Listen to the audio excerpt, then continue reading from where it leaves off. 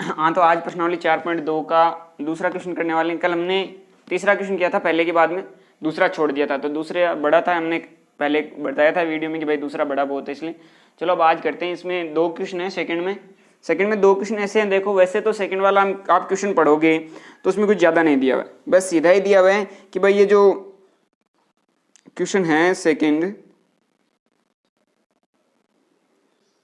एक मिनट, इसमें दे रखा है कि उदाहरण 1 में दी गई समस्याओं को हल कीजिए। उदाहरण 2.1 में, तो इसी एक्सरसाइज का उदाहरण 1 देखना है पहले। तो उदाहरण 1 का जो फर्स्ट क्वेश्चन है ना वो ये है, उदाहरण 1 का फर्स्ट क्वेश्चन। उसमें ये दे रखा है कि भाई जॉन और जीवंती के पास कुल मिलाकर 45 कंचे हैं। दोनों के पास मिलाकर 45 कंचे हैं, तो दोनों हैं वो 5-5 कंचे खो देते हैं, और अब उनके पास कंचों की संख्या का गुणनफल है वो 124 है। 124 उनके कंचों की संख्या का गुणनफल तब होगा जब वो अपने दोनों हैं वो 5-5 कंचे खो देते हैं, यानी उनके 5-5 कंचे गुम हो गए। उसके बाद अब हम जानना चाहेंगे कि आरंभ में उनके पास कितने कंचे थे। चलो ठीक है, देखते हैं। तो सबसे पहले मान लेते, चाहे जॉन के बारे में मान लो चाहे जीवंती के बारे में मान लो, किसी के बारे में मान लो। माना जॉन के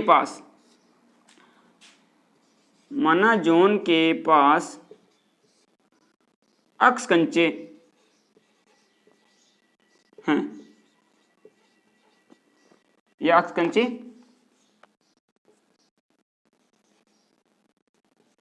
थे, ठीक है। अब तो भाई जॉन के पास तो अक्स है, तो जीवंती के पास कितने होंगे? दोनों के पास मिलाकर 45 है, यानी कि 45 में से जॉन वाले को घटा दोगे तो वो किसके आएंगे? जीवंती के। तो ये लो जी, जीवंती के कंचे, जीवंती के पास कुल कंचे इक्वल में क्या आएगा?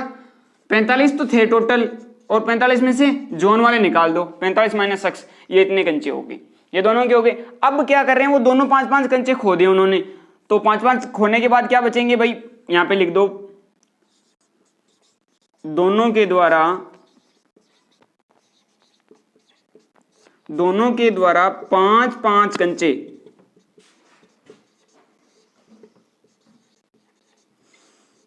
खोने पर,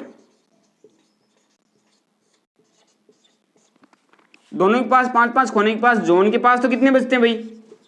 जॉन के पास अक्स थे, अब अक्स में से 5 निकाल लो तो क्या बच गए? x माइनस 5 कंचे। और ऐसे ही जीवंती के पास चेक करो, तो जीवंती के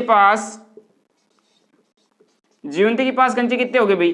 45 माइनस अक्स तो थे, ठीक है, उसमें से 5 और कम करो, अब 45 में 5 निकालो कितने बचेंगे? 40, तो ये हो गया 40 माइनस अक्स। तो दोनों के पास कंचों की संख्या ये है। अब ये बोला 5-5 कंचे खोने के बाद इनका गुणनफल 124 है, तो इन्होंने 5-5 कंचे खो दिए यहाँ पे। अब इन दोनों का गुणनफल बोल रहा है, इन दोनों का गुणनफल क्या आएगा? 124 आएगा। तो अब देखो इन दोनों का गुणनफल करके देखते हैं आगे।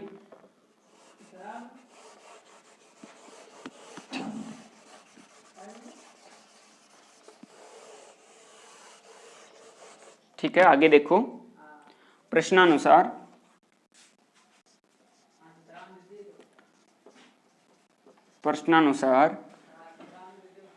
x माइनस 5 इंटू 40 माइनस अक्स, इन दोनों का मल्टीप्लाई करेंगे तो क्या आएगा? 124। ये मैं क्वेश्चन में बोला था।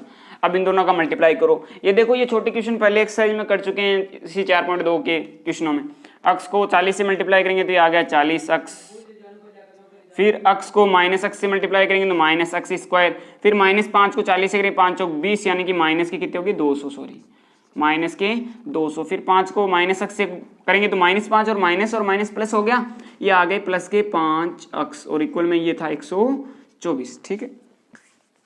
अब देखो 40 अक्स और ये 5 अक्स कितने हो गए? 45 अक्स हो गए। ये आ गया यहाँ पे माइनस अक्स स्क्वायर, 40 और 5 प्लस के हो गए ना, प्लस के 45 अक्स और माइनस 200, और इक्वल में क्या है? 124। अभी 124 भी इधर आकर किस में होंगे? माइनस में ही होंगे। तो चलो, minus x square plus 45 x minus 200 minus 124 बराबर 0। तो माइनस के 200 और माइनस के 124 कितने हो जाएंगे? ये हो जाएंगे 324। यहाँ पे ऐसे कैसे लिखो? Minus x square plus 45 x minus के ये कितने हो जाएंगे? 324। अब देखो इक्वल में 0 है, तो यहाँ पे हमें अक्स के गुणांक का मान है वो माइनस में नहीं रखते हैं ताकि समीकरण आसान हो जाए। ये माइनस हटाएंगे तो पूरे समीकरण के चिन्ह चेंज कर देंगे, जहां माइनस है वहां पे प्लस, जहां प्लस है वहां पे माइनस। यहाँ पे माइनस था प्लस एक्स स्क्वायर हो गया, यहाँ पे प्लस था माइनस हो गया, यहाँ पे माइनस था यहाँ पे प्लस हो गया। ये लो जी, ये हमारी समीकरण तो आ गई। अब हमें ये क्वेश्चन आगे सोल्व करना है, ये हम करके देखते हैं। पहले समीकरण आ चुकी है तो अब आगे सोल्व करते हैं। देखिए हाँ, तो आगे हम इसे सोल्व करते हैं। देखो इसे सोल्व करने के लिए वही गुणनखंड विधि से सरल करें। अभी हमने एक ही विधि सीखी, आगे और विधियां सीखेंगे। इस गुणनखंड का मतलब इसे इस प्रकार तोड़ना है कि मल्टीप्लाई करो तो इन अक्स स्क्वायर और ये जो अचर पद है इन दोनों का मल्टीप्लाई आए, और ऐड करो तो वापस माइनस के 45 ही आ जाए। अब देखो यहाँ पे प्लस का लाना है, यहाँ पे संख्या जो मल्टीप्लाई होगी वो प्लस में होगी, इसका मतलब दोनों चिन्ह सेम होंगे, या तो माइनस माइनस होंगे या प्लस प्लस होंगे। तो माइनस माइनस होगी तभी तो प्लस आंसर आएगा, या प्लस प्लस होगी तब प्लस आंसर आएगा। तो अब यहाँ पे माइनस 45 है, इसलिए हम कौन सा चिन्ह लेंगे, माइनस का ही लेंगे। और हाँ 324 से पता करना है कि भाई 324 से पता करो कि भाई आंसर कितने, मतलब इसके तोड़ेंगे वो कितने कितने टूटेंगे। 324 को ये गुणनखंड करते हैं 2 से, 1 टाइम 6 2, फिर 2 से 8 1, फिर 3 से 27 9 ये 1। अब देखो इनसे हमें पता करते हैं, 3 3 जा इन तीनों करो, 3 3 जा 9 और 9 3 जा 27, 3 2 जा 6, 6 2 जा 8, तो सॉरी 3 12 है, तो 12 और 27 नहीं 45 तो नहीं होगा, तो ये तो नहीं लेंगे। तो अब क्या करते हैं, एक दो को और चेंज करके देखते हैं। चलो इसको और इसको देखो और इन चारों को करो। 3 3 जा 9, 3 3 जा 9, 9 2 जा 18 और 18 2 जा 36, 36 और 9 कितने होते हैं 45 हो जाएंगे। मतलब ये हमारा हो जाएगा एक्स स्क्वायर माइनस 36 एक्स और माइनस के 9 एक्स प्लस 324। ये लो। अब देखो इसमें और इन दोनों में क्या कॉमन ले सकते हैं, केवल अक्स ही कॉमन ले सकते हैं, तो यहाँ पे तो अक्स बचेगा और यहाँ पे क्या बचेंगे 36। इन दोनों में क्या ले सकते हैं, -9 कॉमन लेंगे, तो यहाँ पे तो क्या बचा अक्स, और यहाँ पे देखो प्लस निकाल लिया ना बाहर, इसलिए यहाँ पे माइनस होगा। और यहाँ 324 को 9 से डिवाइड करोगे तो कितने टाइम होगा 36 टाइम इक्वल 0। अब देखो वापस ये पद और ये पद सेम आ गया। मैं बहुत बार बता चुका हूँ कि हमारी समीकरण में ये दोनों मान है वो सेम आने चाहिए। अगर ये दोनों मान सेम नहीं है तो इसका मतलब समझ लेना हमारा आंसर क्या है, गलत है, पहले से ही गलत है। अब अक्स माइनस 36 ये हमने दोबारा से कॉमन ले लिया, फिर बचा क्या ये अक्स और ये -9 इक्वल 0। ये लो जी, अब यहाँ पे x के दो मान आ रहे हैं, एक तो 36 और 9। ये देखो 36 उधर जाकर प्लस का होगा, ये 9 भी उधर जाकर प्लस का होगा, तो सीधा ही आंसर देख लो 36 और 9 ये दोनों आंसर होंगे। अब हमने क्वेश्चन क्या पढ़ा था, क्वेश्चन ये पढ़ा था कि वहां पे जिमती और जॉन के कंचों की संख्या बतानी। तो जिमती और जॉन ये तो था जॉन के कंचे, तो जॉन के पास या तो 36 कंचे हैं या फिर 9 कंचे हैं। अब देखो दोनों का ऐड, तो जॉन के पास अगर 36 कंचे तो जीवंती के पास कितने होंगे भाई, दोनों का योग 45 है ना, तो जीवंती के पास कितने होंगे 9 होंगे। और मान लो अगर जॉन के पास 9 होते तो जीवंती के पास कितने होते 36 होते। तो जॉन का तो आंसर आएगा 36 और जीवंती का आंसर आएगा 9। ये लो जी, यही हो गया। ये हमारा सेकंड का फर्स्ट क्वेश्चन हो चुका है। हाँ तो देखो दूसरे क्वेश्चन का सेकंड कर रहे हैं। दूसरा क्वेश्चन तो ये था कि भाई पहला उदाहरण करना है। अब पहला उदाहरण था उसका फर्स्ट क्वेश्चन कर चुके हैं, उसका सेकंड है पहले उदाहरण का ही। तो इसमें क्या दे रखा है कि एक कुटीर उद्योग है, वो एक दिन में कुछ खिलौने निर्मित करता है और प्रत्येक खिलौने का मूल्य है वो 55 रुपए है। 55 रुपए में से एक दिन में निर्माण किए गए खिलौनों की संख्या घटाने से प्राप्त होता है। यानी 55 माइनस एक दिन में कुल कितने खिलौने निर्मित होते हैं, वो कम होंगे उतने रुपए के। और किसी एक दिन में कुल निर्माण की लागत, कुल यानी जितने रुपए लगते हैं वो कितने हैं 750 हैं। और हम उस दिन निर्माण किए गए खिलौनों की संख्या ज्ञात करना चाहेंगे। यानी कि सबसे पहले मान लेते हैं कि एक दिन में खिलौनों बनाए गए खिलौनों की संख्या x है। तो माना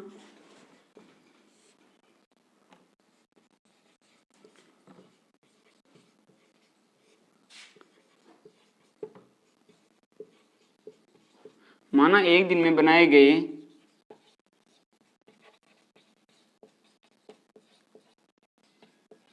खिलौनों की संख्या x है, एक दिन में अक्स है, एक दिन में बनाए गए खिलौनों की संख्या अक्स है। अब ये क्या बोल रहा है कि प्रत्येक खिलौने का मूल्य, यानी इस खिलौने का मूल्य कितना है कि मूल्य 55 में से एक दिन में जितने बनाए गए हैं वो कम है, यानी 55 रुपए उनमें से एक दिन में अक्स खिलौने बना रहे हैं, वो अक्स खिलौने क्या हो जाएंगे, कम हो जाएंगे। तो अब हमें क्या बताना है, मूल्य बताना है किसका, खिलौने का, एक खिलौने का मूल्य, एक खिलौने का मूल्य, मूल्य बराबर कितने हो जाएंगे, 55 माइनस अक्स रुपए। ये लो जी, अब ये बोल रहा है कि एक दिन में कुल निर्माण लागत यानी कितने रुपए लगे, वो कितने 750 रुपए हैं, यानी ये तो एक खिलौने का मूल्य, यानी एक खिलौने की लागत, सॉरी मूल्य नहीं लागत होगी, मूल्य बेचते हैं वो होता है, लागत उसे बनाने में कितने रुपए लगते हैं वो लागत, तो यहाँ पे लागत है, तो लागत है वो कितनी है 55 माइनस अक्स रुपए होगी। और एक खिलौने की संख्या, टोटल खिलौनों की संख्या कितनी है, अक्स, यानी एक दिन में कितने खिलौने बनाए रहे हैं, अक्स खिलौने, और एक खिलौने की लागत है ये। मान लो कि जैसे एक दिन में 5 खिलौने बनाए जा रहे हो और एक खिलौने की कीमत कितनी है 4 रुपए, तो टोटल कितने हो जाएंगे 20 रुपए हो जाएंगे। वैसे यानी इन दोनों को मल्टीप्लाई किया तो इन दोनों को हम क्या करेंगे, मल्टीप्लाई, गुणा करेंगे, तो हमारा आंसर क्या आना चाहिए 750 आना चाहिए। तो किसी एक दिन में कुल निर्माण लागत रुपए कितने हैं 750 रुपए। तो वही करो, अब प्रश्नानुसार हमें काम करना है, यहां से हमारी समीकरण बनेगी, प्रश्नानुसार ये होगा 55 अक्स मल्टीप्लाई 55 माइनस अक्स इक्वल में क्या आएगा 750। ये लो जी 750, अक्स को अंदर मल्टीप्लाई करना, अक्स को 55 से मल्टीप्लाई करेंगे 55 अक्स आ गया, अक्स को माइनस अक्स से मल्टीप्लाई करेंगे माइनस अक्स स्क्वायर बराबर 750। ये 750 इधर आकर माइनस में होंगे ना, ये आ गया 55 अक्स सॉरी ये अक्स स्क्वायर पहले लिखेंगे, ज्यादा घात का पद पहले लिखते हैं हम, अक्स स्क्वायर माइनस का था, अक्स स्क्वायर प्लस 55 अक्स और ये 750 इधर आकर होगे माइनस के बराबर 0। वही समीकरण वाला रूल कि हम क्या करेंगे, अक्स स्क्वायर का जो पहला पद है उसमें माइनस नहीं रख सकते, ये माइनस हटाएंगे, तो माइनस हटाने के लिए पूरी समीकरण के चिन्ह चेंज करेंगे, जहां प्लस हो वहां माइनस, जहां माइनस हो वहां प्लस। ये लो जी, ये हमारी क्या बन गई समीकरण, ये तो थी समीकरण। अब इस समीकरण को हमें सोल्व करना है, तो समीकरण को सोल्व करते हैं। हाँ, तो अब ये समीकरण आगे सरल करनी है। समीकरण हमारी थी अक्स स्क्वायर माइनस 55 अक्स प्लस 750 इक्वल 0, वही गुणनखंड विधि से करनी है सरल। तो अब देखो बार बार वही चीजें बता रहे हैं, तो थोड़ा फटाफट बता देता हूँ। इन दोनों का मल्टीप्लाई है, इस 55 को इस तरीके से तोड़ना है कि इन दोनों का मल्टीप्लाई यानी 750। तो 750 को कैसे देखेंगे भाई, 750 को डिवाइड करो, 2 से डिवाइड करोगे तो 3 कितने टाइम होगा, 3 टाइम 7 और 5, फिर 3 से करोगे 1 2 5, फिर 5 से 25 5 और ये लो जी 1। अब देखो 5 और 5 को मल्टीप्लाई करो क्या आएगा 25, 5 3 15 और 15 2 क्या हो गया 30 और 25 कितने होते हैं 55 होगा ना, हमारा सीधा ही हो रहा है। तो आ जाएगा अक्स स्क्वायर माइनस 30 अक्स और माइनस 25 अक्स प्लस 750 बराबर 0। ये लो जी,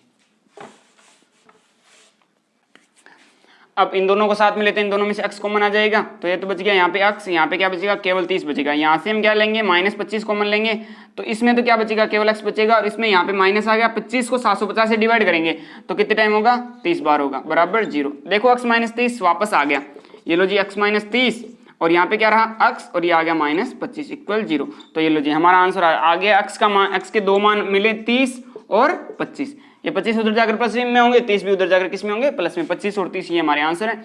हमें पूछा गया था कि भाई एक दिन में कितने बर्तन बनाए जा रहे हैं, तो 30 और 25 ये दो हैं, दोनों ये तय होगा भाई। आगे सॉल्व करके देखें तो वो हमने क्वेश्चन किया था, क्या था 55 क्वेश्चन देख लेते हैं, एक मिनट।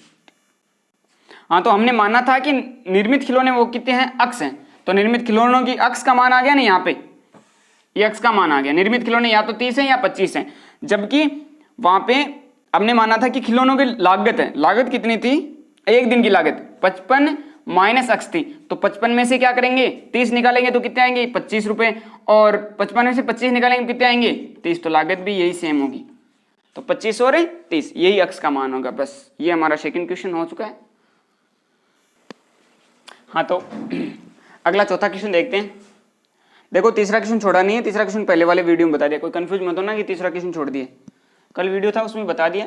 आज सेकंड क्वेश्चन क्या था, सेकंड में जो दो हमने क्वेश्चन किए ना वो उदाहरण के थे, फर्स्ट उदाहरण के, ऐसा बोला गया था सेकंड क्वेश्चन में कि भाई उदाहरण से करना है। और ये है चौथा क्वेश्चन। चौथा क्वेश्चन देखते हैं कि भाई दो क्रमागत धनात्मक पूर्णांक ज्ञात कीजिए जिनके वर्गों का योग वो 365 हो। तो दो धनात्मक पूर्णांक कौन से होते हैं, 1 2 3 4 5 6 7 8 आगे तक, ये धनात्मक पूर्णांक। क्रमागत का मतलब एक ले लिया तो एक के बाद दो आना चाहिए, तीन नहीं ले सकते, तीन ले लिया तो तीन के बाद चार आना चाहिए, पांच नहीं ले सकते, पांच आ गया तो पांच के बाद 6, 10 ले लिया 10 के बाद 11, 15 ले लिया तो 15 के बाद 16। क्रमागत का मतलब लगातार वही जस्ट आगे वाली संख्या ही आनी चाहिए। तो ठीक है, अब देखो हम मानते हैं पहली संख्या मानेंगे, तो पहली संख्या मान लो x मान लें, तो दूसरी संख्या में क्या हो रहा है, एक ऐड हो रहा है, तो दूसरी संख्या x+1 होगी ऑटोमेटिकली। तो हम मानेंगे कि माना प्रथम संख्या मान लो, चाहे धनात्मक पूर्णांक मान लो, एक ही बात है, माना प्रथम संख्या x है। अब भाई इसलिए दूसरी संख्या क्या होगी, दूसरी संख्या x+1 होगी बस। अब क्या बोला कि इनके वर्गों का योग, यानी इनके वर्गों का योग करो प्रश्नानुसार इनके वर्गों का योग। तो x² प्लस x+1 का होल स्क्वायर बराबर इनके वर्गों का योग कितना हो रहा है, 365 हो रहा है। ठीक है, ये लो जी 365। अब x² ही रहेगा, ये x+1 है ना, इसमें a+b का होल स्क्वायर वाला फॉर्मूला लगाना है। पहले या दूसरे क्वेश्चन में बता दिया था a+b का फॉर्मूला, a+b का होल स्क्वायर यहाँ पे होता है a² plus b² plus 2ab। अब कोई कंफ्यूज मत हो ना, पहले वाले क्वेश्चन में ऐसा भी बता सकता हूँ कि भाई a² प्लस 2ab और प्लस b², ये एक ही बात है, कोई गलत नहीं है, सेम ही है। x² ये हो गया, यहाँ पे देखो ये आ जाएगा x² प्लस इन दोनों का मल्टीप्लाई और 2 से गुना, तो x और 1 को मल्टीप्लाई करेंगे तो x ही आएगा, और 2 से मल्टीप्लाई करेंगे तो क्या आ गया, 2x, दुगुना 2x आ गया। और 1 का स्क्वायर क्या होता है, 1 बराबर 365। ये 365 इधर आकर किसके होंगे, माइनस के होंगे। ये x² और x² कितने हो गए, 2x² हो गए, ये प्लस के 2x हैं ही, ये प्लस 1 और ये माइनस के कितने हो गए, 365 बराबर 0।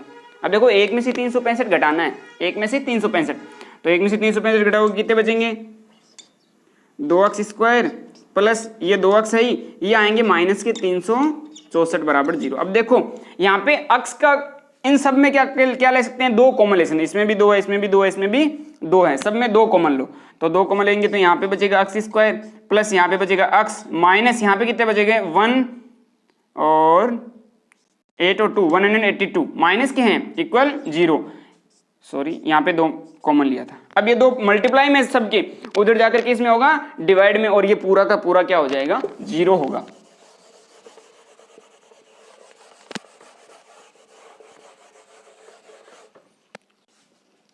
तो ये हमारे पास समीकरण आ गया x² प्लस x प्लस 182 बराबर 0। अब इस समीकरण को हमें क्या करना है, सोल्व करना है।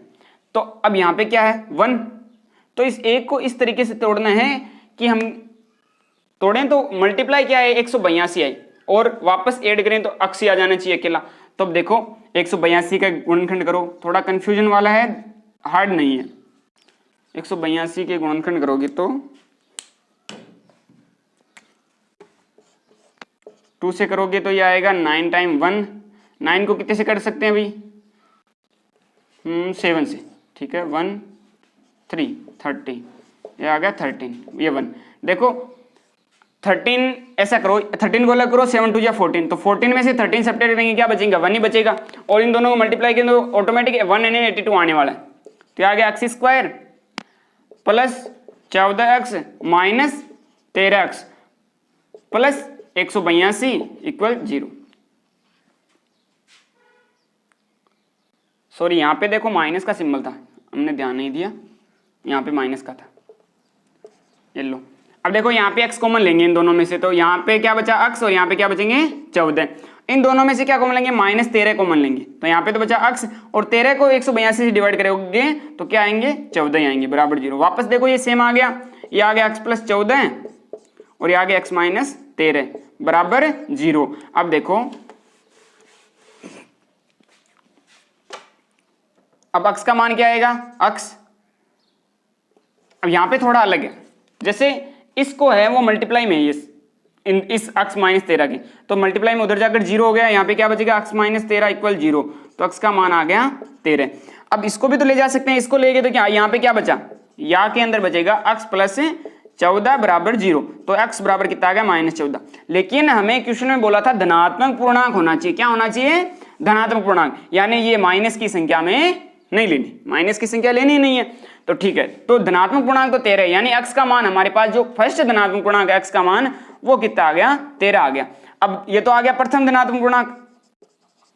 अब क्या करना था, दूसरा, जो दूसरा धनात्मक पूर्णांक था वो हमने क्या ज्ञात किया, x प्लस 1, तो x की जगह 13 और प्लस 1 इक्वल कितने हो गए, 14। अब देखो 13 और 14 इन दोनों को मल्टीप्लाई करके देख लो, यही बोला था दो क्रमागत धनात्मक पूर्णांक है जिनके वर्गों का योग 365 होना चाहिए।